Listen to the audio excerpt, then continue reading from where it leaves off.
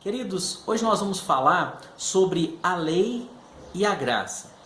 Afinal de contas, nós que acreditamos no Messias, na pessoa do Senhor Jesus Cristo, devemos ou não guardar o sábado, devemos ou não comer carne de porco e fazer outras coisas que, segundo a palavra de Deus, lá nos livros da Torá, diz que não devemos fazer. Então, claro que isso é um assunto que traz muita polêmica, mas ele é um assunto bíblico e eu entendo que é de suma importância, ok? Também acerca da salvação do homem. Então nós vamos abordar esse assunto hoje na palavra de Deus. Eu peço a sua atenção e que você aí continue conosco até o final do vídeo, ok? Eu tenho certeza que será de bastante edificação para a sua vida. Bom, então a questão é lei e graça. Sobre esse assunto existe uma grande divergência. Alguns creem que devemos guardar a lei, ou seja, a Torá, e outros dizem que devemos guardar apenas alguns pontos da lei. E há aqueles também que afirmam que não precisamos guardar a lei. Mas afinal de contas, quem está com a razão? Quem está certo? E a outra questão é, o que as Escrituras afirmam a esse respeito? Será que nós devemos, sim ou não, guardar a Torá, guardar a lei, né? E as Escrituras, o que elas falam sobre isso? Então, nós vamos falar sobre isso, meus queridos. E para isso, eu gostaria aí de começar falando o seguinte. A Torá, ela é conhecida, né, pelo livro de Moisés ou a lei de Moisés. É conhecido também como Pentateuco, os 5 primeiros livros da Bíblia, ok? Ela possui, os judeus consideram que são cerca de 613 mandamentos ou preceitos que são contidos na Torá. Alguns pensam assim, a Torá ela é simplesmente os 10 mandamentos, ou a lei são os 10 mandamentos. Negativo. A lei, no seu contexto geral, ela vai abraçar aí cerca de 613 mandamentos que diariamente, né, o povo de Deus, principalmente aí no caso os judeus, eles observam diariamente. E nós vamos então falar sobre essa questão. O cristão, ele deve também observar a lei, ou quais os pontos da lei ele deve observar, tá? Então nós vamos falar sobre esse assunto. Então eu vou falar um pouquinho aí sobre a lei, eu quero trazer então algumas informações, né, de onde está escrito, né, na palavra de Deus, e também o que compõe a lei, né, o que ela fala que pode, o que não pode. Então nós vamos entender um pouquinho mais. Aqui estão os 10 mandamentos, né? Que é aí os mandamentos que o Senhor Deus deu através de Moisés. E nós vemos aí, né, o primeiro mandamento: não terás outros deuses diante de mim. Ou seja, eu sou o Senhor Deus, o único, né? É o próprio Deus falando então, tá? E isso está lá em Êxodo capítulo 20, do versículo 3 ao versículo 17, e também em Deuteronômio, no capítulo 5, do versículo 7 ao versículo 21. Aí no segundo mandamento seria o seguinte: não farás para ti imagens de escultura. Então o próprio Deus, ele proíbe a idolatria, não pode fazer uma imagem de escultura, nem de nada que seja semelhante do que está no céu, ou na terra, ou embaixo na terra, né? Depois os amados podem ler esse versículo aí. Então, o segundo mandamento é: não faça imagem de escultura. Terceiro, não tomarás o nome de Yahu, Yod-He-Vav-He, o teu Deus, ou seja, o teu Elohim, em vão. Então não se pode tomar o nome de Deus, o nome de Yahu, em vão. Então esse nome é sagrado, cuidado, não fale esse nome em vão. É o terceiro mandamento. O quarto mandamento: lembra-te do dia de sábado para o santificar. Então o sábado, ele faz parte aí do quarto mandamento. Muito bem, vamos lá. Quinto mandamento: honra teu pai e tua mãe para que se prolongue os teus dias na terra que o Senhor teu Deus te dá. Então esse é o primeiro mandamento com promessa. Tá vendo que tem uma promessa aí? Honra teu pai, que aí o Senhor teu Deus vai prolongar os teus dias. Quinto mandamento. Sexto: não matarás. Sétimo, não adulterarás. Oitavo, não furtarás. Nono, não dirás falso testemunho contra o teu próximo. E o décimo é não cobiçarás. Coisa alguma, não cobice a casa do teu próximo, não cobice a mulher do teu próximo, nem o servo, nem a serva, nem o boi, nem nada que o teu próximo tem. Então, este é o 10º mandamento. Então, vemos que os 10 mandamentos é a síntese da lei, faz assim é a base de toda a lei, está contida aqui então nos 10 mandamentos que foi entregue através de Moisés. Mas como eu disse, são apenas estes? Não, não, não. Então nós vamos ver que existem muitos mais e eu quero ressaltar alguns que são assim muito importantes, ok? Aqui nós vemos também que a lei, a Torá, ela traz outros mandamentos. Por exemplo, as festas. Então, as festas são muito importantes dentro do conceito dos mandamentos da lei. Então, o povo de Deus, o povo de Israel, eles precisavam então guardar estas festas. Então, elas fazem parte também da própria lei. Aí diz em Números 9:2, celebrem os filhos de Israel a Páscoa ao seu determinado tempo. Então, sim, faz parte também da observância. Tinha que celebrar a Páscoa uma vez ao ano. Aí tem também as festas de lua nova, que era uma vez por mês, Tá bem aqui, as festas de lua nova. Depois vai falar aí das festas das semanas ou festa de Pentecostes. Tem também as festas das tendas ou dos tabernáculos, o dia da expiação, dia das trombetas, tudo isso eram festas, E são festas bíblicas, que são preceitos da lei que o povo de Deus deve guardar. Então, o que está escrito aqui também, eu coloquei esse detalhe, é que depois do exílio babilônico, também foram acrescentadas outras festas, que seria aí Purim, Hanukkah, e dia de Nicanor. Então, são festas que também foram aí introduzidas no calendário judaico. Temos também aí agora, fazendo parte da lei, eu quero ler esse versículo, sobre a importância do sábado. Então olha só como que o sábado ele é ressaltado na lei, e o Senhor Deus fala muitas vezes sobre o sábado.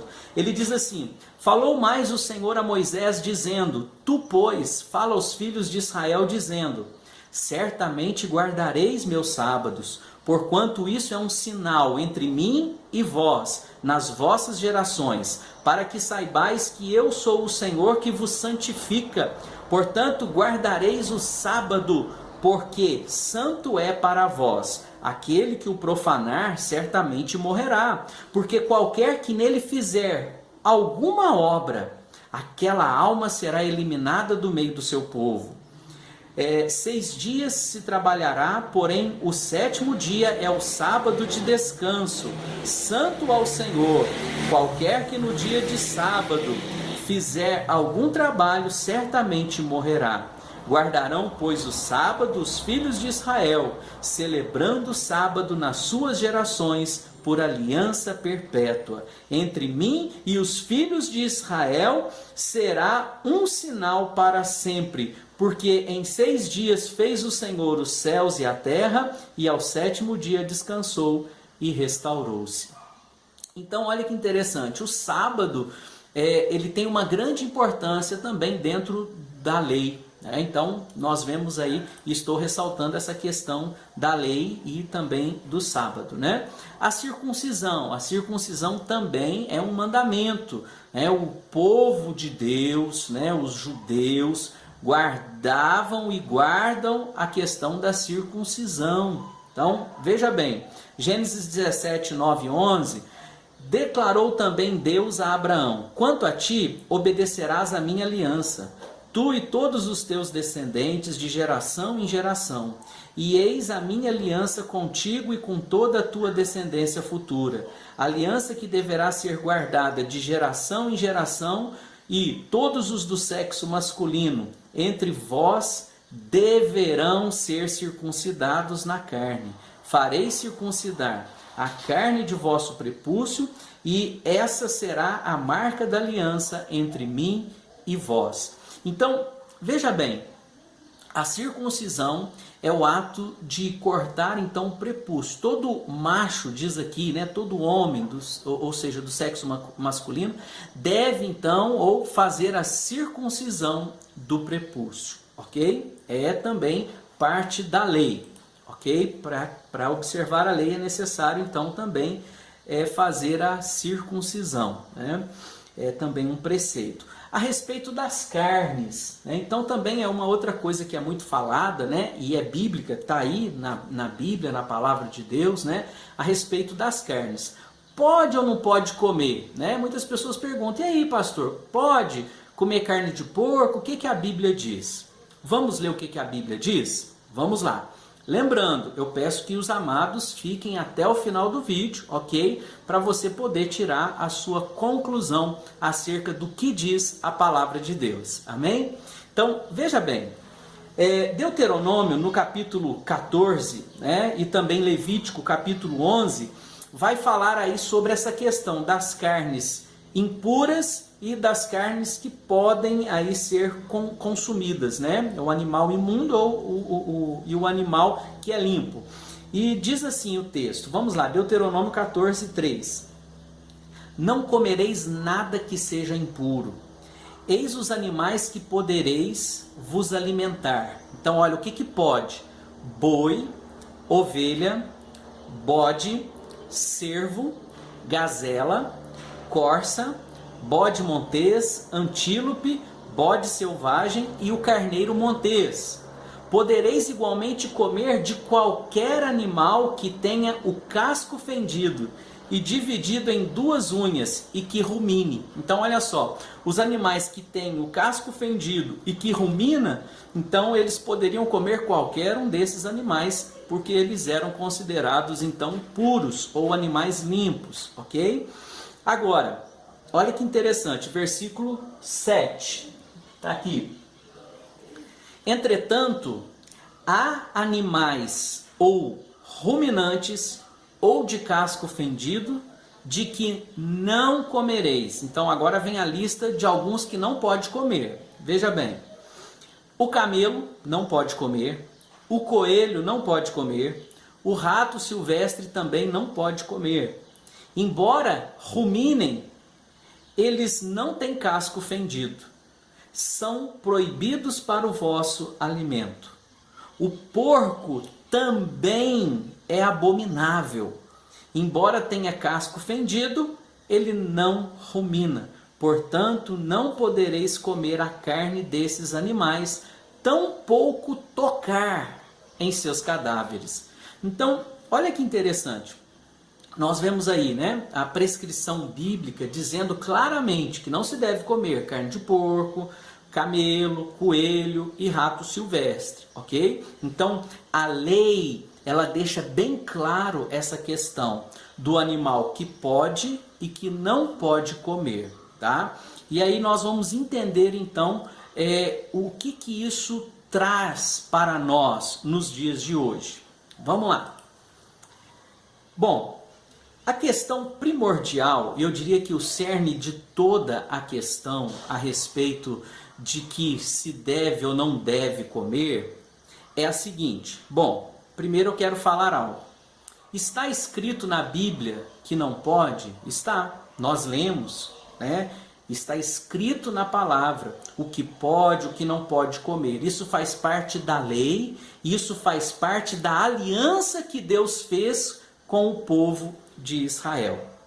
Pois bem, mas para nós entendermos então tudo isso, é básico, e nós precisamos compreender a Bíblia no seu contexto geral, de que existem 2 alianças.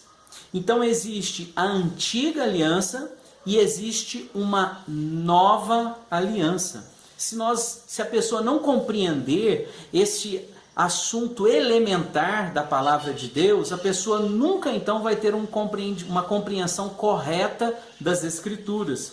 Porque as Escrituras, elas são muito claras em mostrar a aliança feita entre Deus e o povo de Israel através de Moisés, e a aliança agora feita entre Deus e a humanidade através da pessoa bendita de nosso Senhor Jesus Cristo. Então, veja bem, para compreendermos a lei e a graça, é necessário compreender que existem duas alianças, a antiga e a nova. Êxodo 24, aqui nós vamos mostrar tudo na Bíblia, viu, irmãos? Precisamos ser bíblicos, sem blá blá blá, tem que ser na palavra de Deus, tá? Então, Êxodo 24, 8 diz assim: Moisés tomou o sangue e o aspergiu sobre o povo e proclamou: este é o sangue da aliança. Olha só, Deus fazendo uma aliança e selando a aliança com o povo através do sangue. Presta atenção.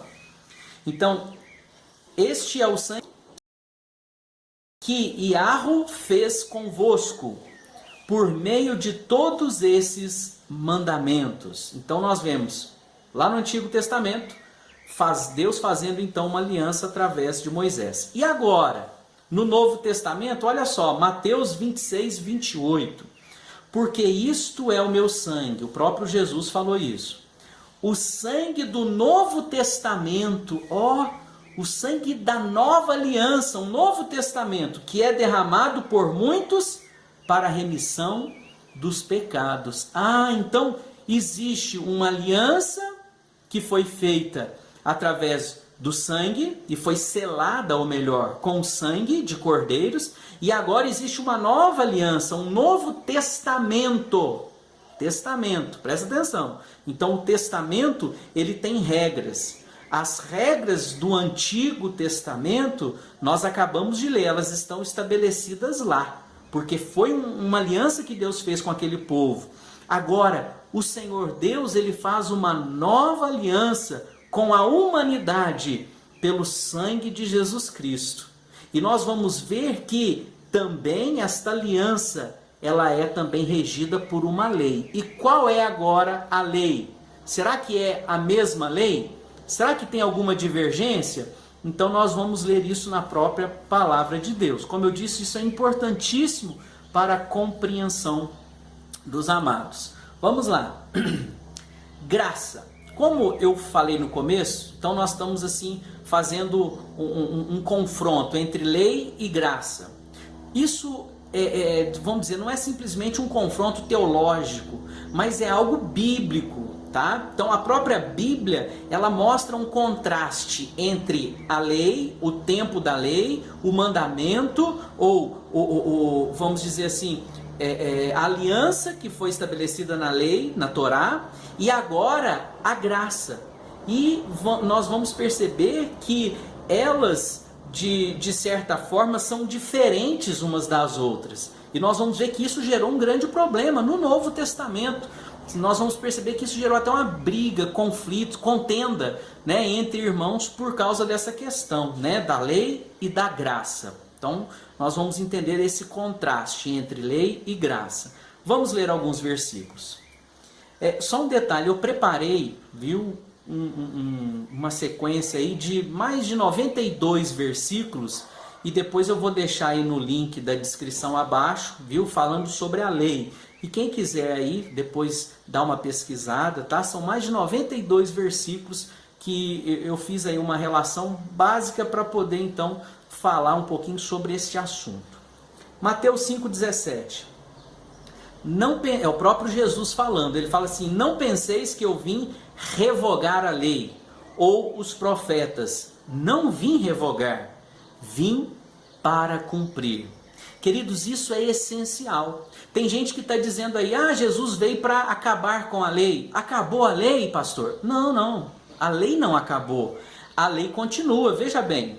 Olha, então existe a lei, eu vou usar a expressão aqui, o caminho da lei, ok? E as pessoas estão andando, então, segundo a lei. E serão, no final, julgadas segundo a lei, ok? Segundo o que a lei estipula. Não pode trabalhar no sábado. Você trabalhou no sábado? E então você vai ter que responder segundo a lei.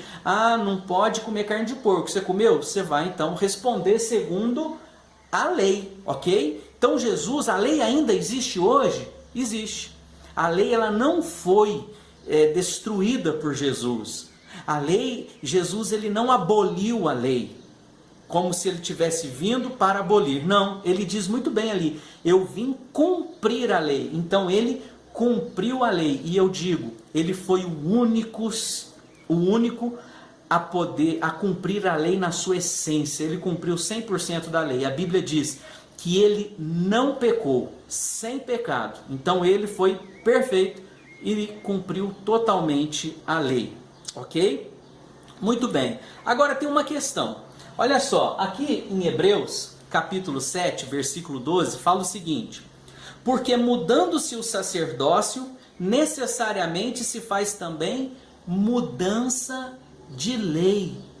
Oh, muito interessante isso. Sabe por quê? Porque o sacerdote que foi estabelecido no Velho Testamento foi Moisés, que fez aliança entre Deus e o povo, e ali mesmo, na época de Moisés, Deus estabelece Arão como sumo sacerdote. E Arão, então, ele agora é o responsável de fazer esse intercâmbio, né, ou esse meio de campo entre o povo e o Senhor Deus, porque ele apresentava o sacrifício do povo diante do Senhor Deus. Ele pegava o sangue, ia lá dentro do Santo dos Santos e colocava então lá no propiciatório. E lá no propiciatório, em cima da arca do concerto, era então aspergido o sangue com o dedo. 7 vezes ele fazia isso. Para quê? Para perdão do pecado do povo de Israel. Do povo de Israel. Então, aquele ato do sacerdote, ele era específico para o povo de Israel. Por quê? Porque Deus fez uma aliança com o povo de Israel. Mas agora, no Novo Testamento, acontece algo tremendo. A Bíblia fala que Jesus, ele é sumo sacerdote, não segundo a linhagem de Arão, mas segundo a ordem de Melquisedeque. Ou seja, Jesus não é sumo sacerdote da linhagem de Arão, segundo a lei. Não, Jesus não foi sacerdote ou sumo sacerdote segundo a lei. Ele é segundo a ordem de Melquisedeque. Eu vou depois fazer um vídeo sobre isso. Eu já tenho até um vídeo no meu canal sobre esse assunto, que foi numa live no canal do Ale, do Terra Plana Evidências, né? E eu falei sobre essa questão do Melquisedeque. Mas eu ainda vou fazer um outro vídeo e vou explicar melhor sobre esse assunto. Mas voltando aqui, então o que acontece? Jesus agora, como sumo sacerdote, ele se apresenta por nós diante de Deus para pagar os nossos pecados. Então agora, o próprio Senhor Jesus, ele estabelece também uma nova aliança, ou seja, mudou o sacerdócio. O sacerdócio antes era segundo a ordem de Arão, agora no Novo Testamento, o sacerdócio é segundo Jesus Cristo, nosso Senhor. Ele foi o nosso sumo sacerdote. E aqui em Hebreus 7, falando sobre esse assunto que eu estou dizendo, está escrito: mudando-se o sacerdócio, necessariamente se faz mudança de lei. Ah, mudança de lei. Guarda isso. Mudança de lei.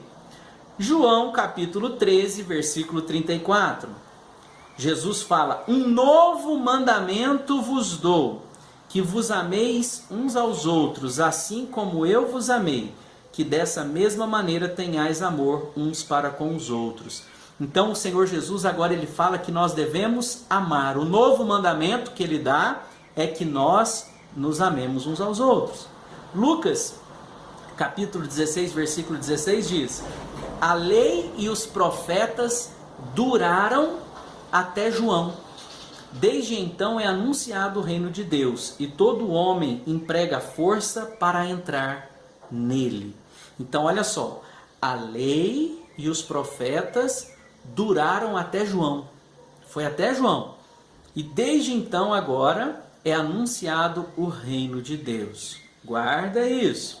2 Pedro, capítulo 3, versículo 2. Para que vos lembreis das palavras que dantes foram ditas pelos santos profetas, e do mandamento, olha aqui, e do mandamento do Senhor e Salvador dado mediante os apóstolos. Aí está dizendo que os apóstolos, eles deram mandamentos. Sim, o Senhor Jesus Cristo, através dos apóstolos, deram mandamentos. Igual lá no Velho Testamento, será? Será que então o Novo Testamento também tem mandamentos que foi dado pelo Senhor Jesus Cristo? E será que eles são válidos, os mandamentos do Novo Testamento? Sim. Vamos entender. Eu vou provar isso na Bíblia. Tudo aqui tem que ser na palavra, ok? Eu vou pedir só um minutinho. Só um minuto. Então nós vimos aí que sim, o Senhor Jesus deu mandamentos através dos apóstolos, mediante os apóstolos. Aí, agora eu quero falar um pouquinho mais sobre este quadro aqui. Então, muito bem, como eu disse, Jesus, ele não veio destruir a lei ou revogar a lei.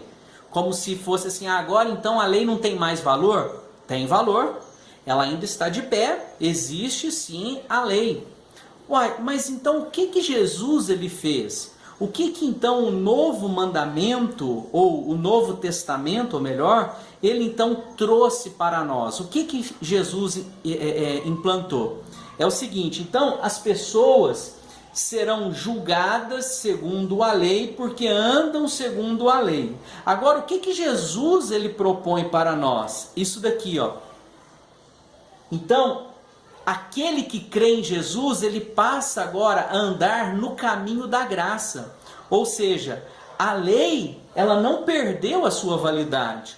Porém, aquele que está em Cristo Jesus, ele então não anda mais segundo a lei, para ser julgado no final pela lei. Mas, agora, o Novo Testamento, ele nos dá então um novo caminho, que é o caminho da graça, através de Jesus Cristo. Então nós podemos escolher, e esta, querido, é a grande discussão do Novo Testamento. Quando nós lemos o Novo Testamento, as cartas apostólicas, o livro de Atos, até mesmo nos evangelhos, nós vemos então que tinha uma grande briga entre os judeus, que queriam que os cristãos guardassem a lei, e os cristãos, principalmente os que eram gentios, que nunca tinham guardado a lei, eles não sabiam o que fazer. Mas aí nós vemos então que Jesus ele declara, né, o caminho da graça. Ele diz: eu sou o caminho, a verdade e a vida. Ninguém vem ao Pai senão por mim. Peço mais um pouco de atenção, que nós agora vamos entrar em versículos que vão falar sobre isso, ok? Então vamos lá. Graça no Novo Testamento. João, olha o contraste aí que a Bíblia mostra. João 1,17 diz: porque a lei foi dada por Moisés, a graça e a verdade vieram por Jesus Cristo. Então olha que interessante, a lei foi Moisés que deu, a graça e a verdade veio através de Jesus Cristo. Atos 13:39. E de tudo o que pela lei de Moisés não pudeste ser justificados, por ele, Jesus, grifo meu aí, é justificado todo aquele que crê. Interessante, olha. Então, pela lei de Moisés não podemos ser justificados, é o que está escrito aí. Mas agora, por Jesus, por ele, Jesus, nós somos justificados, todo aquele que crê. Mais uma vez, esse contraste, Velho Testamento, a lei, Novo Testamento, a graça. E para ser salvo pela graça, é pela fé no Filho de Deus, em Jesus Cristo, nosso Senhor, ok? E nós vamos entender que, eu vou voltar aqui, para nós sairmos dessa situação e virmos para cá,